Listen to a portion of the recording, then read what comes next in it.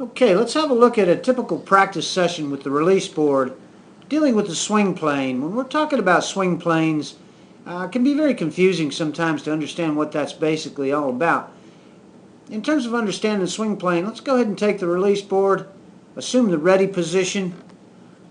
Let's just, for the sake of understanding playing a little bit better, let's draw a line in here about where the ball would be, creating the actual plane that we'll be working the club through. With the release board, what we want to do is feel positions during the swing relative to the plane. Also, what we want to do with the board at this point is feel it rotating as we move it through the plane of the swing. Stop and feel different positions during the swing is a very good thing to do. And also, with the weight in the release board, we'll hear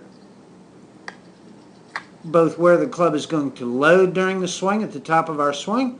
We'll also hear the weight releasing, or the golf club releasing and unloading as we swing it through the bottom of the swing, or the 9 o'clock to 3 o'clock impact zone. Okay, again, with the doing the drill work, what we want to be doing, go ahead and assume that ready position. Then we'll feel ourselves taking the club back by rotating our shoulders actually in a vertical manner, with our left shoulder moving down toward our right foot and our right shoulder moving back up toward the sky. Left shoulder down, right shoulder up, working our shoulders in an inclined plane as we take the board back, set it, assume the set position of the swing. What we want to do here is turn around and have a look. Visually check where we're putting that, setting the club, in this case again the board, at the top of the swing. Then begin to feel the beginning of the go move, or the dropping of that angle back down the plane line into the slot.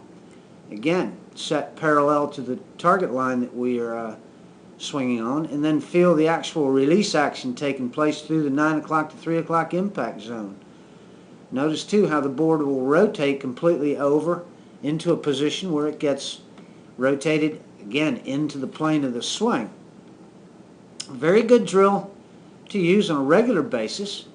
Doesn't take long in order to correctly feel and sufficiently feel mechanically sound movements that we want to be eventually making with our golf club.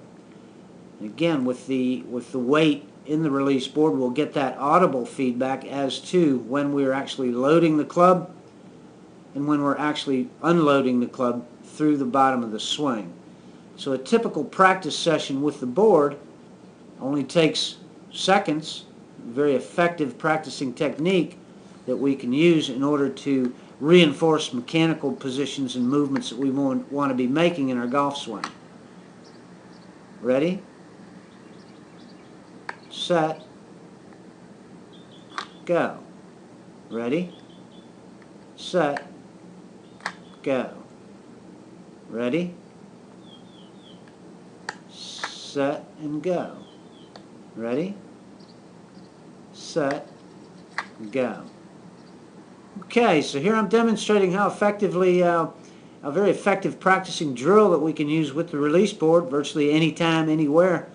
And again, eventually knowing that we'll be swinging the golf club in the same manner in a fluidly good motion, not thinking about any kind of technique or process-based thinking when we're actually playing golf.